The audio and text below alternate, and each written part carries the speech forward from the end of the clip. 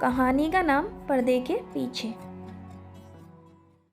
एक छोटे से गांव में नंदिनी अपनी सास सुशीला देवी के साथ रहती थी। सुशीला देवी के बारे में गांव में मशहूर था कि वह बहुत सख्त और गुस्सैल स्वभाव की थी। नंदिनी दिन रात घर के कामों में लगी रहती, लेकिन सुशीला देवी कभी खुश नहीं होती। एक दिन नंदिनी को घर के आंगन में पुरानी संदूक में से एक कागज़ मिला। उस कागज़ पे कुछ अजीब सी लिपि में लिखा हुआ था।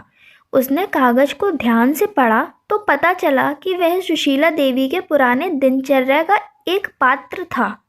उसमें लिखा था, हर सुबह चिड़िया की आवाज़ सुनकर उठती थी, बाग में जाकर फूलों से बातें करती थी, पर अब दिल में खालीपन है।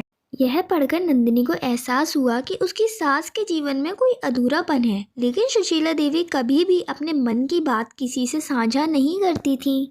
उस रात जब सुशीला देवी सो रही थी, नंदिनी ने उनके कमरे में कुछ तस्वीरें देखी। एक तस्वीर में वे अपनी एक छोटी बच्ची के साथ थी, लेकिन यह बच्ची कौन थी, यह सवाल नंदिनी को परेशान करने लगा।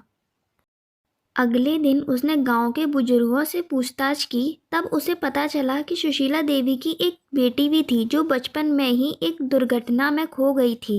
इस दर्द ने उन्हें कठोर और गुस्सैल बना दिया था।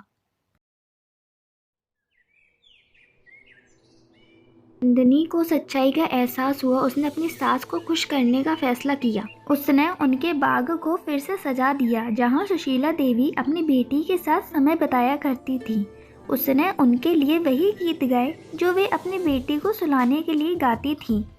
धीरे धीरे सुशीला देवी का स्वभाव बदलने लगा। एक दिन उन्होंने नंदिनी को बुलाकर कहा, बहू, तुमने मुझे वो खुशी लौटाई है जो मैंने सोचा था कि मैं वह खुशी कभी नहीं पा सकूंगी।